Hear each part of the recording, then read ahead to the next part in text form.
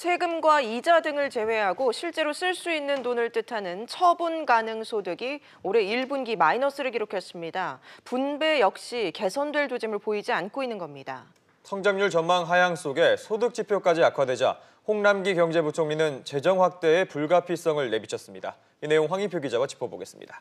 자, 황 기자. 네. 일단은 먼저 소득부터 알아보죠. 이 정부의 소득 주도 성장이 2년이 됐는데 오히려 실제 소득이 줄어들었다면서요? 네, 금융위기 여파를 받았던 2009년 3분기 이후 10년 만에 처음 있는 일입니다. 예. 통계청 발표에 따르면 올해 1분기 월 평균 가처분 소득은 지난해 1분기 대비해서 0.5% 감소했습니다. 은행이자와 보험료, 세금 등 매달 고정적으로 나가는 비소비 지출이 지난해보다 8.3% 늘어나서 통계 작성 이후 최대치를 기록한 게 이유입니다.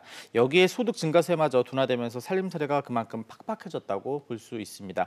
특히 취약계층으로 분류되는 소득 하위 20% 가구의 월 평균 소득이 지난해 같은 기간보다 2.5% 줄었는데 이제 소득 하위 20%의 소득 감소는 5분기 연속으로 이어지고 있습니다. 네, 급격한 최저임금 인상으로 타격을 받았던 이 자영업자들 소득 상황은 어떻습니까? 네, 1분기 전체 가구의 사업 소득은 이제 전년 동기 대비해서 1.4% 감소해서 지난해 4분기 이후 2분기 연속으로 떨어지고 있는데요. 사업 소득이 2분기 연속으로 감소한 것은 세월호 참사와 메르스 사태 등으로 내수가 얼어붙었던 2015년 이후 처음 있는 일입니다.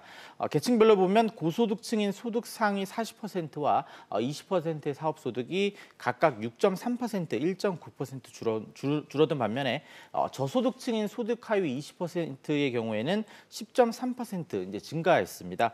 사업 소득이 늘어난 것은 긍정적인 변화로 보이지만 사실은 중하층에 속해 있던 영세 자영업자들의 소득이 감소하면서 최저 소득층으로 떨어졌다는 게 이 통계청의 설명입니다. 네, 그렇다면 분배 측면은 어떻습니까? 네, 최상위 20% 가구와 이제 최하위 20%의 그 처분 가능 소득 격차인 5분위 배율인데 이 5분위 배율이 지금 5.8로 나타났거든요. 예. 1년 전보다 0.2로 줄면서 2015년 이후 처음으로 개선이 됐습니다.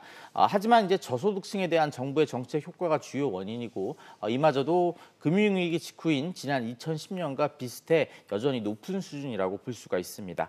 또 소득 상위 계층인 5분위의 소득이 좀 그동안 부진했던 이유도 원인 중 하나로 얘기되고 있습니다. 네, 경제 성장률 전망치가 줄줄이 하향되는 가운데 소득마저 나빠져서 우려가 커지는 상황입니다. 네, 가장 최근에 이제 전망치 내놓은 데가 KDI 한국개발연구원인데요. 그제 KDI는 지난해 말 2.6% 전망에서 2.4% 전망으로 0.2%포인트 내렸습니다. 하루 전에 OECD 경제협력개발기구도 같은 전망을 내놨고요. 무디스와 LG경제연구원 등도 각각 2.1%, 2.3%로 낮췄고 한국은행만 2.5%로 전망해서 아직까지는 가장 높은 수준입니다. 주력인 반도체 등 수출 부진이 이어지고 있는 가운데 내수와 투자, 고용 이런 것들 모두 전부 다 부진이 이어진 데 따른 겁니다.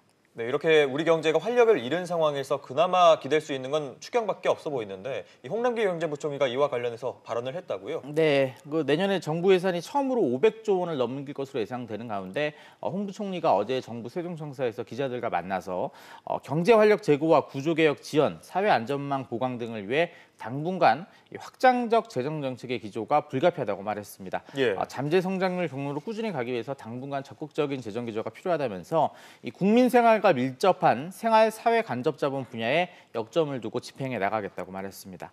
다만 증세에 대해선 선을 그었습니다. 이 홍 부총리는 아직까지는 증세에 대해서 검토한 적은 없다면서 이 세수를 정확히 예측하려는 노력이 최선이라고 생각하고 있다고 말했습니다. 또 내년에 국내 총생산 대비 국가 채무 비율이 40%를 넘는 것은 불가피하다고 말했습니다. 네, 황 기자 얘기 잘 들었습니다.